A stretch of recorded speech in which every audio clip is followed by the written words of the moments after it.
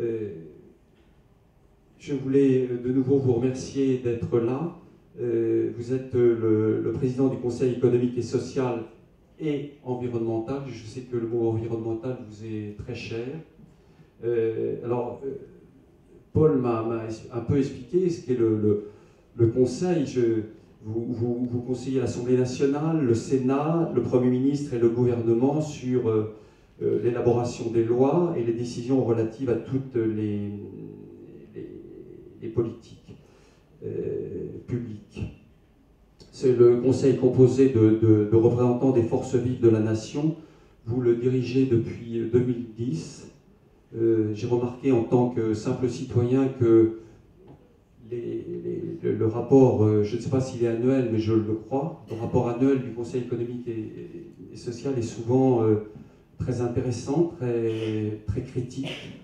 Et c'est pour ça que votre voix ce soir sera particulièrement intéressante. Nous aurons beaucoup de questions à vous poser après votre exposé sur les forces et peut-être les quelques fragilités de notre société. Merci encore d'être parmi nous ce soir. C'est moi qui vous remercie pour toutes les actions magnifiques que vous faites. Je remercie Paul d'avoir été un formidable ambassadeur pour m'inviter à votre rencontre et de vous dire qu'effectivement, nous vivons un monde passionnant et un monde inquiétant. Et je me permets peut-être de vous délivrer un certain nombre de choses en partant peut-être d'un focus sur la société française et de montrer à quel point aujourd'hui nous avons une vraie difficulté culturelle et de démocratie, mais dans le monde entier peuvent être suicidaires. C'est-à-dire que quand il n'y a pas d'horizon ou de perspective, on peut avoir des réflexes de, au lieu de penser monde, on pense village, au lieu de penser moyen terme, on pense court terme, et au lieu de penser collectif, on pense chacun pour soi. Et j'ai toujours été très frappé de voir une phrase de la conseillère de M. Obama qu'on avait fait venir au Conseil économique en disant « On ne défend les valeurs de la République que quand on a le ventre plein ». Et aujourd'hui, l'on voit bien que nous sommes dans un moment où notre société est nerveuse, elle est traversée de violences qui sont extrêmement révélatrices d'un mal-vivre qui est assez typique à la France et qui est aujourd'hui en train d'être à un carrefour dont je ne sais pas quelle est la direction qu'elle va prendre. Je ne sais pas si notre société va s'orienter vers une augmentation très forte de la radicalisation de la vie politique, d'une augmentation de la violence dans les rapports humains, ce que l'on voit un peu aux États-Unis, ou si elle va au contraire avoir des réflexes de rassemblement pour assurer une transition. Pourquoi je pose cette question? Parce que mon analyse, c'est que nous ne sommes pas en crise. Certes, il y a une crise sociale, financière, environnementale, etc. Nous sommes en métamorphose. C'est la troisième fois que dans l'histoire de l'humanité, il y a eu une profonde modification technologique de la circulation d'informations et de la modalité de l'énergie. Et à chaque fois, nous avons connu 5, 10, 15, 20 ans de perturbation de tous les systèmes économiques et politiques. Et nous sommes en train de vivre une période de cette nature sans que pour autant on en prenne conscience. Je vous donne un seul exemple, par exemple. Lorsqu'après la guerre 1945, les Américains estimaient qu'il fallait développer les relations commerciales entre les peuples pour consolider la paix, ce qui était la thèse de Montesquieu, ils n'ont pu imaginer un commerce de dimension mondiale que par deux techniques. Un, le téléphone, qui a augmenté considérablement la circulation d'informations, et deux, le container, qui baissait considérablement le prix du transport. Et ces deux technologies ont complètement bouleversé la géopolitique, et à chaque fois, on sous-estime l'apport de la technologie sur la réorientation des territoires. Il n'y aurait pas de grande surface si on n'avait pas inventé le congélateur. Et l'on voit bien qu'aujourd'hui, en médecine, vous êtes dans la robotisation, quelque chose d'absolument fascinant. La vraie difficulté par rapport à cela, c'est que ça pose un problème culturel à tout pouvoir politique de caractère dominant, dominé, monarchique comme celui de la France, et notamment pour les cultures judéo-chrétiennes qui sont les nôtres. Si vous acceptez l'idée de la métamorphose, contrairement à notre tradition d'ingénieurs et cartésiens qui cherchent à paramétrer un présent pour le projeter avec des paraboles, des courbes et qui nous sécurisent, dans la métamorphose, le futur n'est pas la conséquence du présent, le futur est la contestation du présent. Et il n'y a pas une entreprise qui cherche à être performante, qui tous les jours ne soit pas obsédée par la question qu'est-ce que je dois remettre en cause pour améliorer ma performance et mon efficacité. Et vous avez un décalage avec un système politico-administratif qui ne souhaite absolument pas la remise en cause. C'est au contraire, il souhaite la stabilité. Dans le monde de l'entreprise, vous cherchez le challenge par l'intelligence. Dans le monde du pouvoir, vous cherchez au contraire à éliminer le concurrent.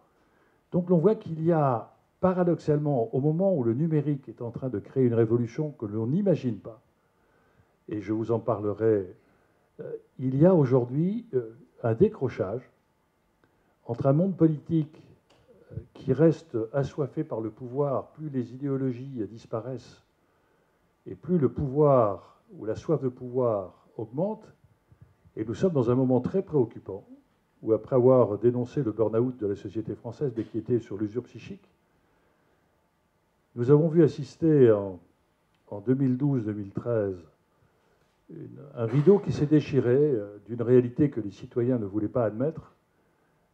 La dernière élection présidentielle, M. Sarkozy a perdu et M. Hollande n'a pas gagné, mais les Françaises et les Français ont vu arriver un pouvoir, un gouvernement qui faisait l'inverse de ce qu'il disait dans sa campagne et une opposition qui défendait l'inverse de ce qu'elle faisait quand elle était au gouvernement.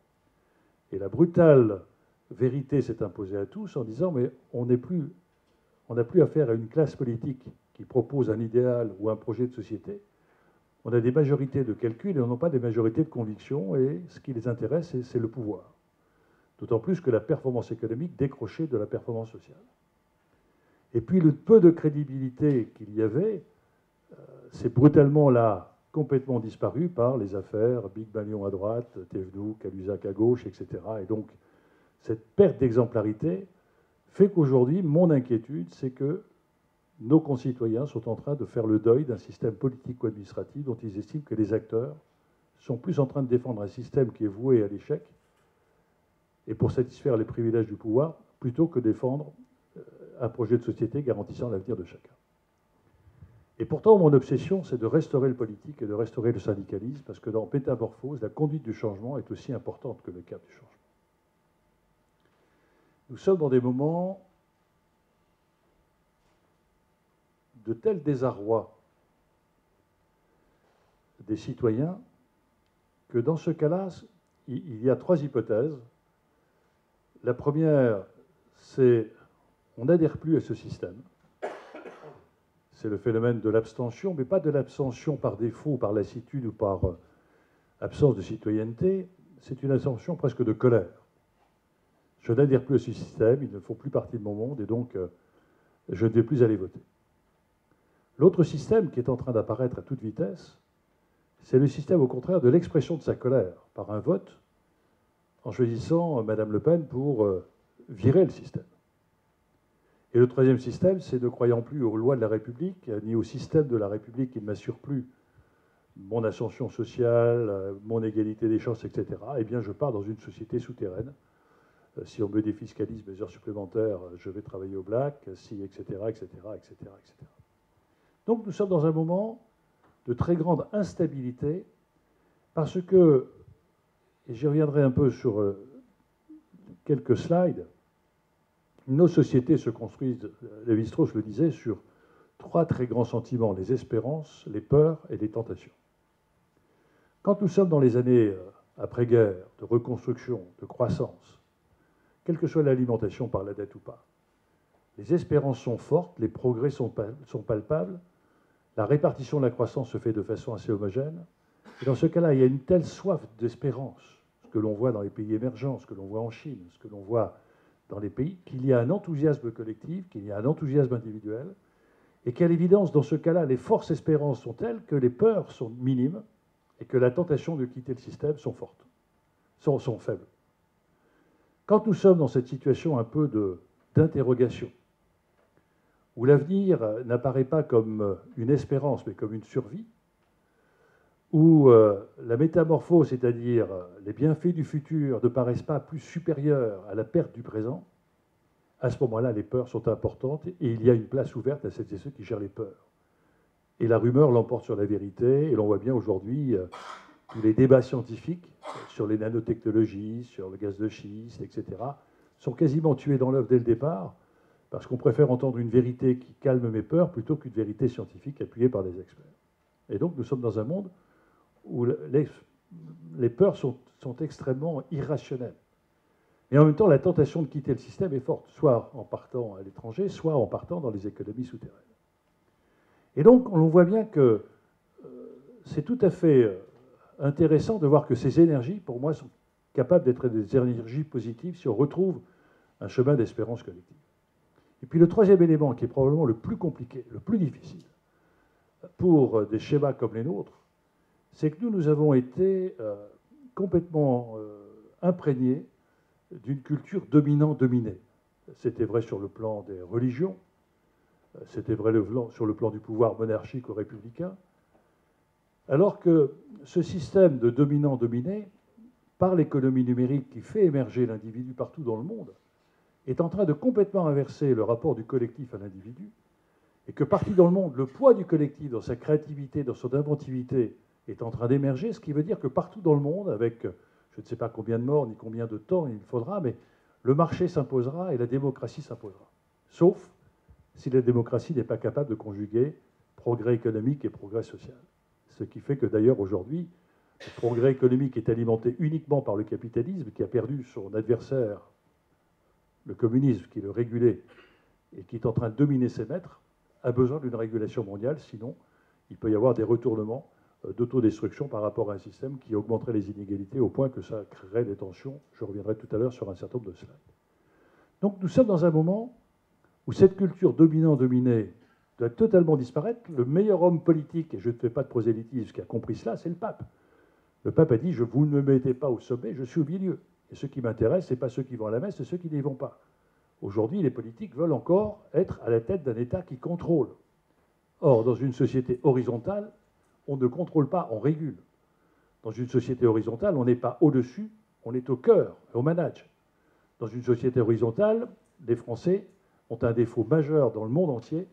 Ils adorent la jouissance du pouvoir plutôt que l'exercice du pouvoir. On adore l'artifice du pouvoir. Et en même temps, il y a quelque chose qui est en train de disparaître et qui est le plus préoccupant encore pour les pouvoirs politiques de sociétés type à la française. C'est que nous sommes encore convaincus d'être dans un pays où c'est un roi, une religion, un territoire. Et on a encore la perception de l'Empire romain de la frontière, limes, limite, au-delà de laquelle l'armée n'a pas de pouvoir, donc je ne contrôle pas. Et d'ailleurs, la mondialisation qui était soutenue par les Français à la guerre 14-18 était une mondialisation heureuse pour les Français parce qu'elles étaient à la conquête de territoires, notamment sur le dépeçage de l'Empire ottoman par la conquête des colonies. Donc il y avait encore cette perception dans la tête cartésienne que le pouvoir, c'était sur un territoire donné. Or, aujourd'hui, par l'économie numérique, plus personne n'imagine de maîtriser la circulation des idées. Et heureusement, ça nous permet de pouvoir éviter la lapidation d'une iranienne, etc. Plus personne n'imagine de limiter la circulation des marchandises. Vous avez, chez vous, marchandises livrées par Amazon de 48 heures après. Plus personne n'imagine de limiter la circulation des capitaux. Chaque jour, sur les échanges commerciaux dans le monde, 98% sont des échanges financiers et un trader haute fréquence fait 27 000 opérations par seconde. C'est-à-dire que, par exemple, quand vous voyez pourquoi la place financière de Paris, sans que d'ailleurs personne ne s'en émeuve, s'est transportée au cœur de la place financière de Londres, c'est tout simplement les nanosecondes qui séparaient un donneur d'ordre parisien sur la réception de la place financière de Paris créaient une distorsion de concurrence absolument insupportable. Et donc, très naturellement, les donneurs d'ordre se sont retrouvés au cœur du système financier londonien. Et donc, on voit bien que c'est une question de fond, d'ailleurs, qui est intéressante sur le plan de la santé, sur le plan financier. C'est Einstein qui avait déjà posé la question en disant « Un jour, l'homme inventera des machines capables de dépasser l'entendement humain. » Et il rajoutait « À ce moment-là, ils deviendront idiots. » C'est-à-dire, quand on ne maîtrise plus les technologies, c'est quelque chose qui va nous poser, à nous politiques, je ne suis pas politique, mais à ceux qui aident des politiques, non pas à la question de la potentialité de l'avancée des sciences, mais quelles sont les limites que l'on doit fixer, au-delà desquelles il ne faut pas aller, c'est le droit de mourir, c'est l'éthique, et c'est évidemment la régulation financière. Et l'on voit bien que donc, culturellement, pour les territoires comme la France, c'est quelque chose de compliqué d'imaginer qu'un territoire ne maîtrise plus la production des sols et des sous-sols, et que ce qui est important, c'est d'avoir une puissance de territoire, non pas pour contrôler, mais pour attirer les talents du monde entier, pour faire en sorte que les capitaux du monde entier aient envie d'investir sur votre territoire et que les jeunes du monde entier, on revient à ce que vous disiez tout à l'heure, dans votre bureau, viennent apprendre en France. Et que cette notion d'attractivité et de gestion des flux est quelque chose qui échappe totalement à la notion politique qui continue à vouloir contrôler. Et c'est la raison pour laquelle la CIA, d'ailleurs, a fait quatre scénarios, dont l'un, d'ailleurs, dit, est-ce qu'il y a encore une espérance pour les États-nations de contrôler le monde, ou est-ce que le monde sera demain aux mains d'États multinationales qui contrôleront le monde? C'est une question stratégique majeure, parce qu'aujourd'hui, il ne faut plus posséder la bombe atomique, il faut posséder les banques de données. Quand vous regardez les 4 GAFA, Google, Amazon, Facebook et Apple, la capitalisation de ces 4 entreprises correspond à la totalité de la capitalisation des entreprises du CAC 40. Et que l'on voit bien que ce qui est important, et Merkel et Obama se sont lancés dans cette opération industrielle, de dire aux industriels, ça n'est plus la qualité de votre produit qui fera votre marché. Or, en France, on aime bien tout ce qui est grand, tout ce qui est beau, le grand politique, le grand produit, et on est tellement suffisant qu'on a l'impression que parce qu'on a fait un truc intelligent, tout le monde va se précipiter. Et Obama et Merkel disent non, l'avenir industriel de demain, c'est la capacité que vous aurez d'analyser la demande individuelle de chaque personne pour pouvoir répondre à cette demande. Et que l'on voit bien qu'aujourd'hui, les objets connectés vont complètement bouleverser le monde, puisque nous sommes à peu près à 1000 milliards, à une centaine de millions d'objets connectés. Dans 20 ans, c'est 10 000 milliards. 10 000 milliards d'objets connectés. 10 000 milliards. C'est-à-dire que chacun et chacune d'entre vous, nous serons des émetteurs de données. Et que votre toubib, vous n'irez plus le voir dans son cabinet, c'est lui qui vous déclenchera l'alerte parce que votre indicateur dira, tu as un diabète, écoute, qu'est-ce qui se passe, viens me voir, etc. Et vous serez dans l'autocontrôle, etc. Ça va complètement bouleverser la relation médecin-patient. Ça va complètement bouleverser le monde industriel. Une étude américaine vient de montrer que 50% des emplois industriels aux États-Unis étaient menacés par la robotisation, 42% en France, en Europe. Donc vous voyez bien que ce qui est fascinant et ce qui est perturbant, c'est que si votre obsession, c'est de garder la structure du passé, vous êtes sur un terrain perdant. Et donc chercherez à reculer l'échéance en déployant de plus en plus de force. Mais si vous retrouvez l'enthousiasme du futur et la conviction, ce que toutes les études de la thèse évolutionniste montrent, c'est que l'avenir appartiendra non pas aux plus puissants, non pas aux plus anciens, mais à ceux qui savent anticiper pour s'adapter. Et donc c'est la clairvoyance qui va l'emporter sur la puissance. Et que là, c'est assez fascinant, parce qu'en réalité, l'avenir appartiendra non pas à l'exploitation des sols, non pas à l'exploitation des sous-sols, il va aujourd'hui appartenir à l'exploitation des intelligences des hommes. Et c'est assez fascinant ce qui est en train de se passer, parce que nous sommes là aussi en train de changer de société. Je parlais bien de la nôtre. Dans les pays émergents, on est encore à des degrés d'évolution, quoique ça va très très vite. Tout le génie de l'homme a été d'alléger la fatigue des corps par toute une série de technologies qui augmentaient la force du bras, la vitesse des jambes, etc., etc. Ce qui fait qu'aujourd'hui, la pénibilité, même si on en parle sur le plan des négociations syndicales, est quelque chose qui n'a plus rien à voir sur les métiers de caractère manuel. Mais il y a quelque chose qu'on n'a pas du tout intégré. En réalité, c'est qu'aujourd'hui, nous ne sommes plus dans une société de main-d'œuvre, nous sommes dans une société de cerveau d'œuvre. Et que personne n'a imaginé comment créer une société qui, après avoir allégé les corps et même quelquefois vouloir les esthétiser par la chirurgie esthétique, pour, ayant perdu la beauté intérieure, d'essayer de donner une beauté extérieure, on est en réalité aujourd'hui dans des risques de fatigue psychique, avec des enfants qui ont une créativité extraordinaire, mais dont la résistance au quotidien n'a jamais été aussi fragile. Avec des technologies qui font qu'on se parle de plus en plus, mais qu'on s'écoute de moins en moins. Et donc une formidable capacité d'avoir des millions d'amis et une solitude énorme, presque insupportable. Et l'on voit bien qu'y compris dans notre management, on est en train de, quelquefois, de dépasser les capacités de fatigue de nos cerveaux sans même nous en rendre compte. Je voyais une étude américaine qui était intéressante, entre 0 et 5 ans.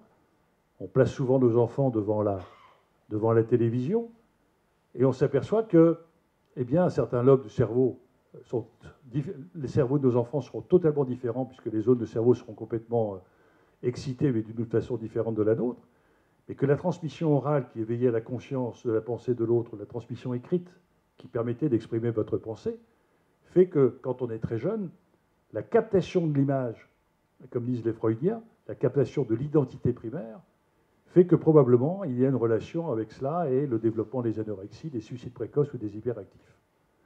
Et que l'on voit bien que sur le plan des cadres, aujourd'hui, la gestion du travail fait qu'on vit avec son ordinateur et qu'à l'évidence, on passe quelquefois plus de temps chez soi à caresser son ordinateur que son conjoint, développement des cadres, usure psychique, etc., etc.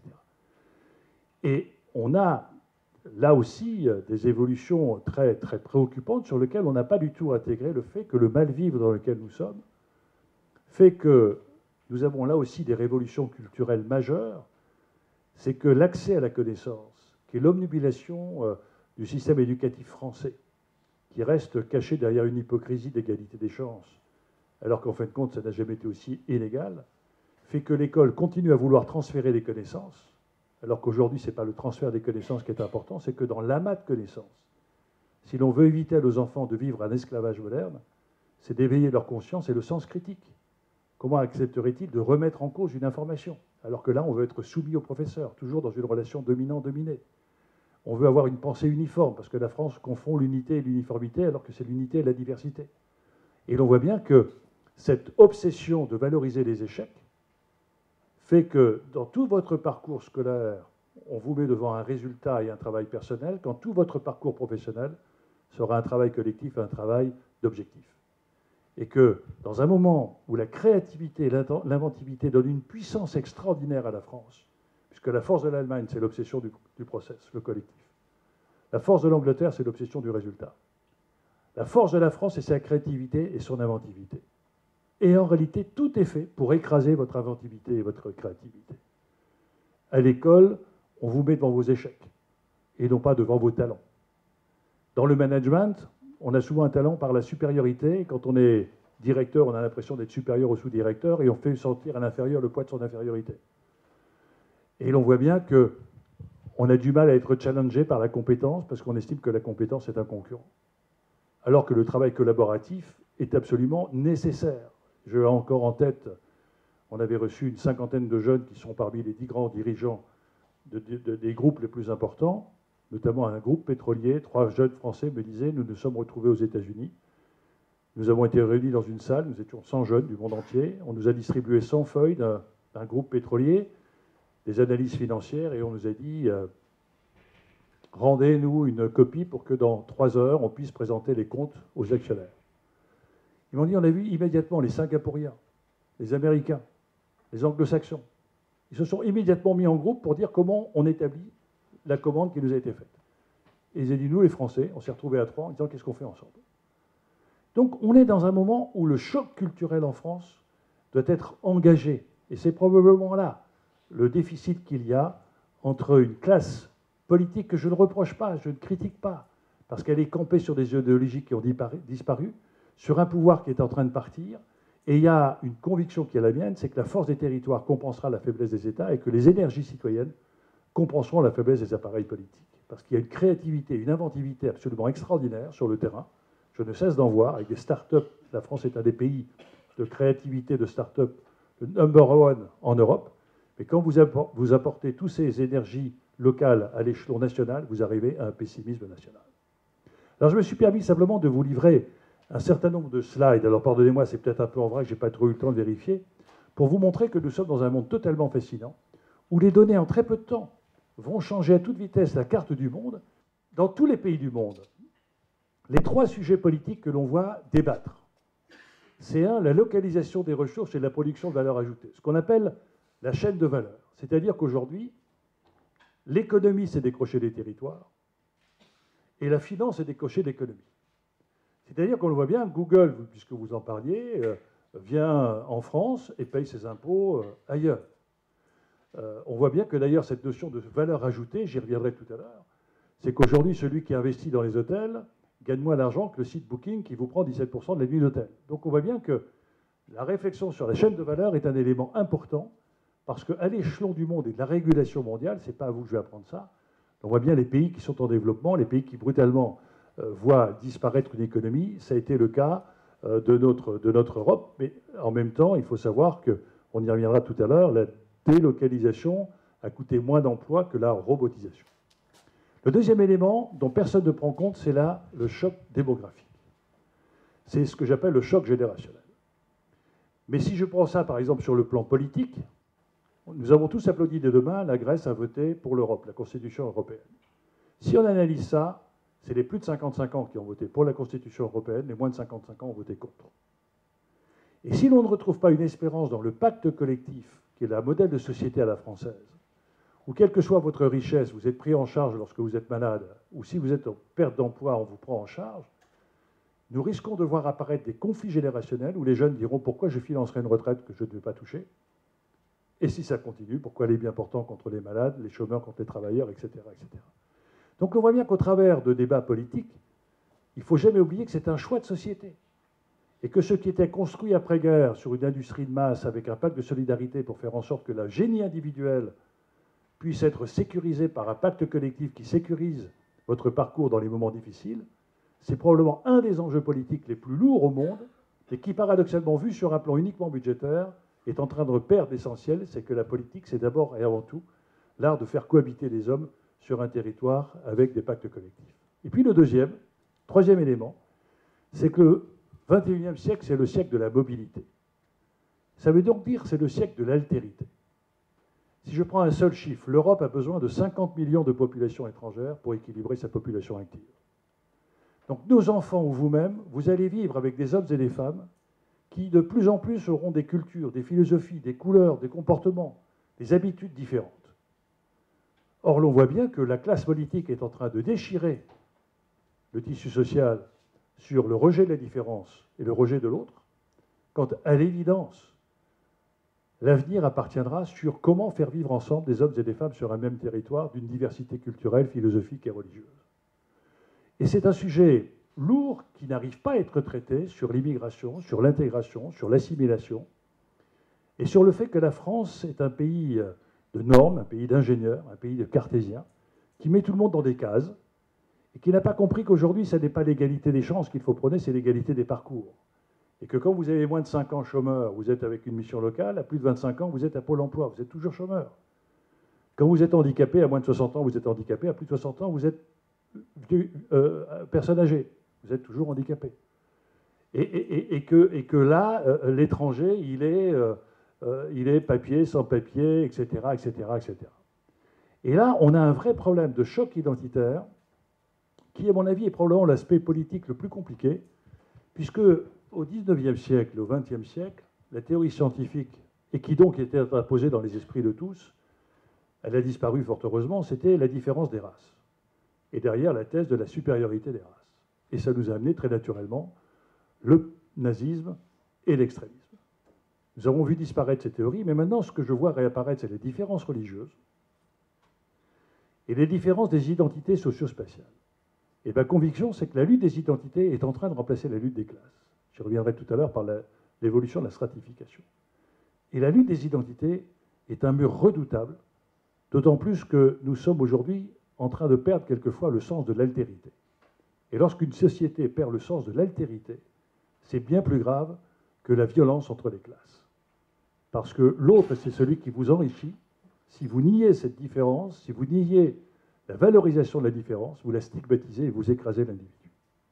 Et là, vous êtes en train de créer des violences totalement insurmontables. Et donc, on voit bien que les défis sont donc tout à fait intéressants parce que ça n'est plus un contrôle, mais une régulation sur le choc des territoires, le choc des générations et évidemment le choc des identités.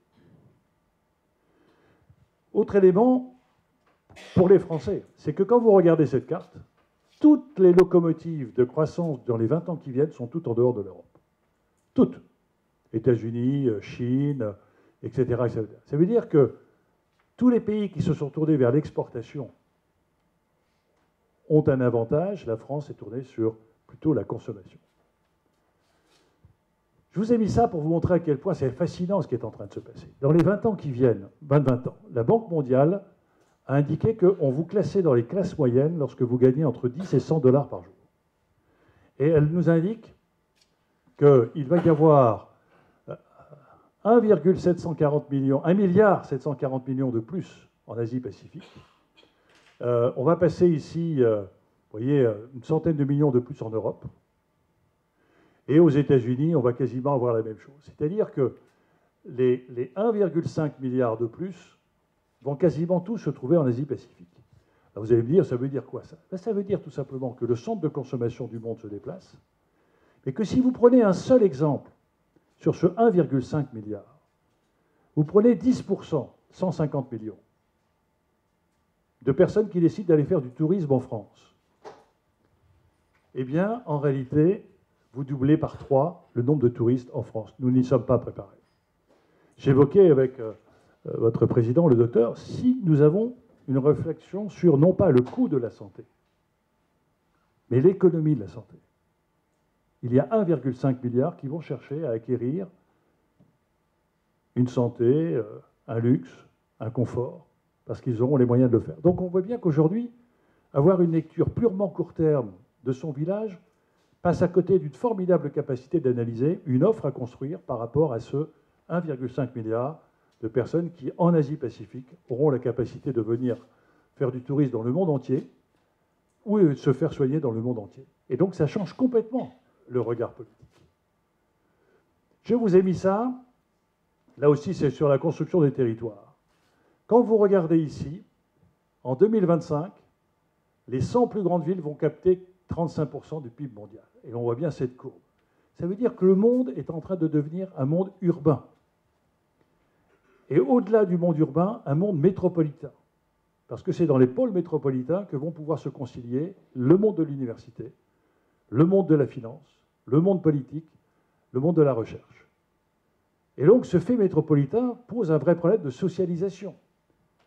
Et un problème, je me souviens encore de la rencontre avec la mère de Gandhi qui me disait, moi je tiens par 2 solutions, la religion et la drogue. Donc c'est des sujets, parce que avant, on allait en ville autour des richesses du sol et du sous-sol parce qu'il y avait un emploi. Maintenant, on va en ville souvent par désertification du monde rural et sans emploi et sans utilité sociale. Donc vous imaginez les bombes sociales que ça peut représenter. Je vous ai mis ça, bon, ça c'est la valeur ajoutée économique. Je vous ai mis ça pour montrer à quel point les décisions d'aujourd'hui, les débats politiques sont en fait compte guidés par les débats d'hier. Depuis 1995, la France a sous-taxé la consommation, donc les consommateurs ont été épargnés, a surtaxé le travail, a surtaxé le capital. Résultat, nos entreprises sont sous-capitalisées et le chômage est important. Vous voyez qu'on a toujours tendance à regarder les débats au journal d'aujourd'hui, on oublie les tendances qui ont amené cette solution. Pour ça, je vous ai mis ça. Je vous ai mis ça aussi pour vous dire à quel point, dans la recherche médicale notamment, c'est intéressant ce qui est en train de se passer. Si on accepte l'idée que nous rentrons dans un monde de l'innovation, dans un monde de l'inventivité, ceux qui vont inventer le monde de demain, c'est évidemment les chercheurs. Quand vous voyez qu'en Inde, le nombre d'ingénieurs, c'est l'équivalent de la population française, que la moitié des chercheurs au monde sont américains et chinois, et quand vous regardez le volume relatif, voilà, le nombre de brevets, c'est en bleu, la dépense, c'est en rouge. Vous avez les États-Unis, vous avez la Chine, et vous avez l'Europe, mais quand vous regardez l'Europe, vous regardez la France, vous regardez voilà, les Royaumes-Unis, etc. Ça veut donc dire qu'aujourd'hui, si l'on veut que l'Europe, notre continent, puisque la dimension des problèmes va demander la dimension des réponses et que la régulation du monde se fera au niveau continental, on voit bien que refuser d'essayer de mettre en réseau au niveau européen nos systèmes de recherche fait qu'on ne joue pas dans la même cour. On ne joue pas dans la même cour. Alors que l'on voit aujourd'hui revenir quelquefois des chercheurs américains en France, notamment sur la problématique de la santé. Dernier élément sur lequel je voudrais attirer aussi votre attention, c'est que ma conviction, mais je ne suis pas sûr de ça, vous savez, je n'ai jamais cru au taux de croissance de M. Hollande ni au taux de croissance de M. Sarkozy, je crois qu'on est rentré durablement dans une croissance faible. Et ça veut dire que, et ces chiffres le prouvent, et ça veut dire que ça pose un certain nombre de données politiques nouvelles. Regardez les écarts que l'on a en 2040. Si on a une croissance à 1,6 ou une croissance à 0,9, eh bien, notre dette passe à 180% du PIB.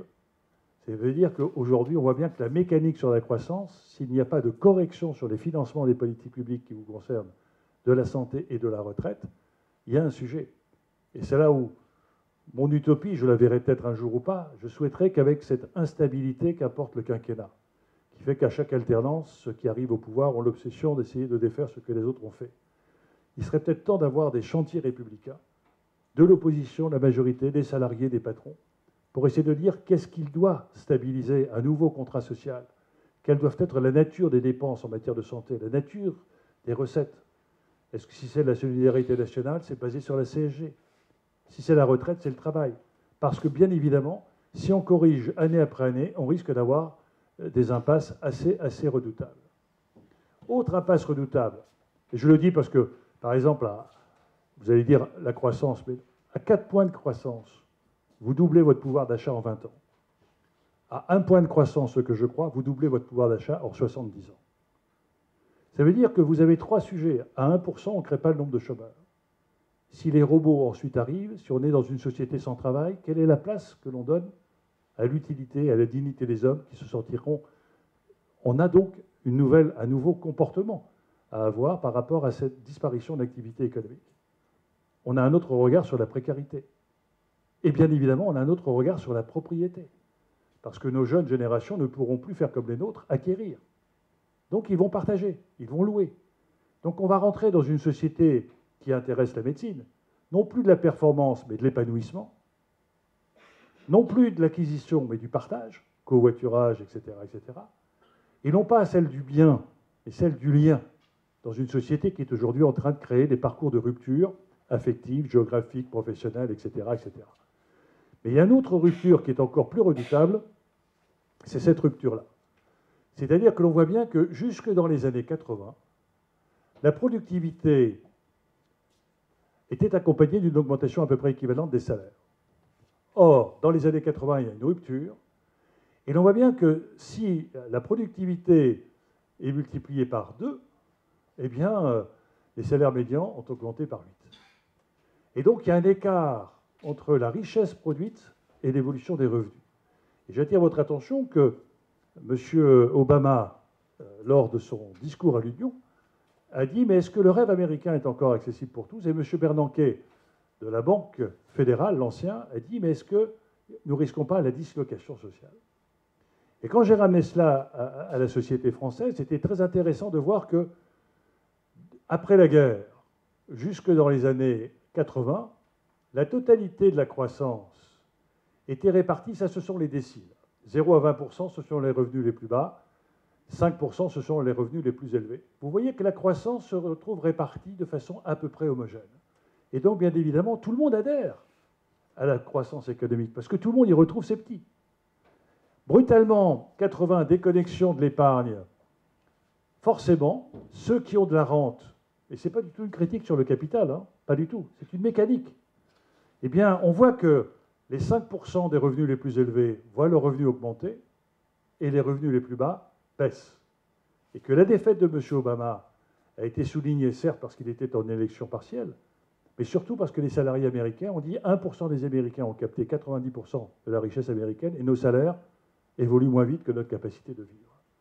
Et donc on voit bien qu'à un moment donné, ce débat sur le développement des inégalités et la réduction pose à nouveau un chantier républicain en opposition-majorité sur quel est le type de fiscalité dont on devrait se doter et quels sont les facteurs de redistribution que l'on devrait avoir.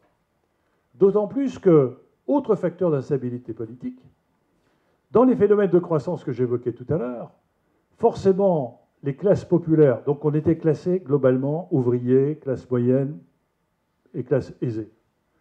On était dans un système montgolfière. Quand la croissance accompagne, on a une classe moyenne qui a tendance à se gonfler, une classe aisée minoritaire et une classe populaire minoritaire. Toutes les révolutions se sont faites à partir des classes moyennes. Ce n'est pas les précaires qui font la révolution. Ce n'est pas les gens aisés non plus, parce qu'eux, ils s'en vont. C'est les classes moyennes. Et quand les classes moyennes voient augmenter leurs revenus, voient augmenter leur nombre, c'est ce que l'on a vu en Chine, c'est ce que l'on voit en Chine d'ailleurs, il y a une formidable stabilité politique. Parce qu'il y a une adhésion entre la performance économique et la performance sociale. Depuis relativement peu de temps, dans les années 80, nous sommes dans ce type de système. C'est-à-dire, nous voyons une classe aisée de plus en plus importante, et c'est quelquefois pas une question d'argent, c'est une question de diplôme, on a le monde à ses pieds. On a une classe précaire qui augmente, les travailleurs pauvres, les retraités, les jeunes notamment, les femmes seules, monoparentales. Et on a une classe moyenne qui est aujourd'hui totalement étranglée.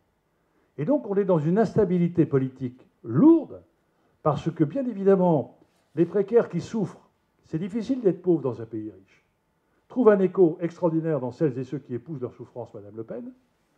La classe moyenne, qui se sent aujourd'hui notamment à bout d'efforts, mais avec des sacrifices, eh bien, exprime une formidable violence. Et la classe aisée est prête à partir à l'étranger. Donc nous sommes dans des moments où nos systèmes démocratiques sont extrêmement instables. C'est d'autant plus instable que quand vous regardez, dans les années 60-70, on a estimé que les personnes âgées étaient les plus défavorisées de notre société. Et donc il a été engagé une formidable politique en faveur des personnes âgées qui a montré ses résultats, puisqu'aujourd'hui le niveau des retraités est supérieur de 20 à 30% à la moyenne européenne. Donc on a réussi cela. Même si aujourd'hui il y a encore des petites retraites et des conditions difficiles. Par contre, on a lâché nos jeunes. Et que par rapport à ce schéma-là, c'est le niveau moyen des générations. Et l'on voit bien que nos jeunes, ceux qui sont nés en 1945, c'est-à-dire globalement ma génération, on a connu quelque chose d'absolument phénoménal. Par contre, on voit bien qu'aujourd'hui, notre jeunesse est en train de perdre et d'avoir une précarité. Il faut savoir qu'il y a une personne sur trois qui est pauvre est un jeune. Et qu'aujourd'hui, s'il y a un pacte générationnel à mettre, c'est en faveur de notre jeunesse. Pour ça, je vous ai mis ça. Donc, on développe, et je vais terminer pour aller très vite, on développe un certain nombre de concepts au Conseil économique, social et environnemental. On part d'un principe de transformer le coût social en investissement social. Parce que, comme disait Pierre Nora, la France, c'est pas un pays, c'est une idée. Et qu'on a besoin d'avoir une histoire. Aujourd'hui, on n'a plus de récit. Et on a plutôt qu'un récit plutôt punitif. Toutes nos réformes sont culpabilisatrices. On doit faire le changement de l'environnement parce que vous avez déconné pendant 20 ans. Vous avez trop dépensé, on vous punit. Il faudrait qu'on retrouve le sens de la transformation heureuse. Et que le coût social, on puisse parler de l'investissement social. Et y compris de pouvoir investir et responsabiliser les gens. Quand je vois les politiques, quels qu'ils soient d'ailleurs, chercher à gagner un électeur en disant « vous n'allez plus payer d'impôts », je me dis « c'est pas vrai, ils ne vont pas gagner d'électeurs, mais ils vont perdre un citoyen ». Parce qu'on perd le sens de la responsabilité de ce que coûte un pacte collectif qui va m'épouser quand je serai en besoin, alors qu'aux États-Unis, si je n'ai pas de boulot et si je suis malade, je suis pas loin de crever dans mon coin. Et donc on est en train de montrer qu'on devrait passer d'une politique d'investissement social et de montrer qu'un État, plus il investit tôt, plus le retour d'investissement est important. Quand vous regardez aujourd'hui la problématique des enfants, entre 0 et 5 ans, dont personne ne parle d'ailleurs, on a une politique familiale fabuleuse, on a beaucoup d'enfants, mais on ne s'occupe pas des 0-3 ans. Et souvent, la maman, lorsqu'elle travaille, elle revient, elle consomme son bébé. Elle n'a pas envie de lui faire comprendre le sens de l'interdit. Or, c'est une marque psychologiquement lourde si l'enfant ne mesure pas le sens de l'interdit, qui est la marque de son affection. Et on rentre en violence scolaire. Mais l'on voit bien que le côté le plus dramatique sur la rupture d'égalité, c'est qu'un enfant en classe, en milieu défavorisé, arrive avec 400 mots. En milieu favorisé, il arrive avec 3 ou 4 fois plus de mots. Donc, dès le départ, les écarts en faculté cognitive sont extrêmement, extrêmement lourds. Et l'on voit bien que plus vous investissez tard, évidemment, plus le retour est... Et je veux dire que ça aussi sur les enfants, mais je vous donne simplement cet exemple. Notre société, quand on parle de solidarité ou de précarité, on est encore dans un problème de soulagement judéo-chrétien. Je soulage ma conscience et j'accorde une aide, donc je suis tranquille, dans épée dans ma conscience. On est passé dans un tout autre phénomène. C'est qu'aujourd'hui, plus l'individu est seul, plus il est capable d'être autonome. Nos enfants n'ont jamais été aussi créatifs, aussi inventifs et aussi difficiles à supporter une difficulté du quotidien. Ils n'ont jamais été aussi fragiles. Et le drame de notre société, c'est l'absence de regard. Celui qui est dans la rue, il ne pleure pas parce qu'il n'y a pas d'euros dans sa décolle. Il pleure parce que plus personne ne le regarde. Et il y a une étude tout à fait passionnante. Nos neurosciences sont en train de nous faire découvrir les comportements du cerveau. C'est assez fascinant, on est à la lettre B. Et les neuropsychiatres aux États-Unis avaient réuni 25 professeurs de classe. Et ils avaient dit, dans chaque classe, nous avons repéré 3 ou 4 élèves, ou 10, qui sont des pépites. Vous devriez être attentifs à ces talents. Ils sont extraordinaires. Et on vient vous revoir dans 2 ans, 33 ans, à la fin du cycle, pour voir un peu le résultat. Ils sont revenus 2-3 ans après. Ils ont dit au professeur comment ça se passe. Les profs ont dit c'est fabuleux, c'est extraordinaire. Vous aviez détecté effectivement, nous avons des types qui sont au-dessus de la moyenne, ça marche formidable. Et nous, les profs, on est hyper heureux. Et les psychiatres ont dit mais oui, mais vous avez un problème, c'est qu'on n'a fait aucun examen sur vos élèves. Et là, c'était la surprise. Et les neuropsys ont dit non, non. On voulait faire une expérience qui fait que parce que vous nous avez cru, vous avez porté sur l'humain un regard positif en lui disant mais toi tu as des qualités, je te regarde différemment. Et l'enfant a perçu dans l'adulte un regard de confiance en disant ah si tu me fais confiance, je vais essayer d'être à la hauteur de l'estime que tu me portes. Et le cercle vertueux s'est engagé. Nous sommes dans une société française très préoccupante, car ma génération, nous étions abrités de la violence du monde jusqu'à 18 ans. On arrivait puceaux, ignorant les problèmes du monde, avec des refoulements sexuels de caractère freudien. Nos jeunes sont confrontés à la cruauté du monde et à la violence dès le plus jeune âge. Et ils arrivent avec deux problèmes énormes, des quêtes d'identité, qui suis-je, qu'est-ce que je fais dans ce monde, et une mésestime de soi. Et tout simplement parce que le regard des adultes est un regard culpabilisateur sur les échecs. J'ai encore en mémoire cette étudiante française qui allait se présenter à un jury à Harvard en disant « Monsieur le Président, je suis désolé, je suis dyslexique ». Et le président américain, très spontanément, lui dit « Mais c'est formidable, Einstein était aussi ». En France, elle avait déjà 2 points de moins. Donc on voit bien que nous avons là à réfléchir les uns et les autres sur le regard qu'on porte aux autres. Je me souviens encore de ce chômeur qui disait, M. Delevoye, c'est terrible. Je vais à Pôle emploi pour voir ceci, et je suis angoissé, stressé. Ben, la personne à qui je parle, elle ne me regarde même pas. Et elle ne le fait pas exprès. Quel est votre nom? Delevoye, Jean-Paul. Elle parle à son ordinateur, elle ne me regarde plus. Combien de fois nous ignorions le drame du XXIe siècle, c'est l'extraordinaire mobilité dans laquelle nous sommes et l'isolement dans lequel on enferme les gens et quelquefois soi-même. Ça, c'est les fractures territoriales. Oui, alors pourquoi je vous ai mis ça? C'est-à-dire que ça, c'est là où nous cessons de nous battre en disant mais l'Europe, ce n'est pas uniquement une économie. L'Europe, c'est 7% de la population mondiale, c'est 20% du PIB mondial, c'est 50% des transferts sociaux. C'est-à-dire que l'Europe, c'est un espace de solidarité. C'est-à-dire que l'on est en train de créer des richesses, mais avec un pacte collectif. Or, ceci peut être éventuellement remis en cause. Nous ne sommes plus dans une économie physique, on mettait 100 milliards et on récoltait 100 milliards de produits, on est dans une économie chimique, fluide. Donc les territoires sont des neurones. Et donc notre problème à nous, c'est d'essayer de faire de la fluidité dans l'intelligence, dans les réseaux, dans la connexion, dans la transversalité. Et il faut essayer de casser, y compris dans les universités, les toubibs ne parlent pas aux universitaires, les universitaires ne parlent pas aux entreprises, bon c'est en train d'évoluer. Mais ce genre de cloisonnement, il faut arrêter. Les avocats veulent faire, etc., etc. Donc aujourd'hui, on est dans la transversalité, dans la mise en réseau. Il est impossible d'imaginer que dans un monde numérique, on ne soit pas en connexion avec les autres. Donc nos territoires doivent être connectés, pas uniquement protégés.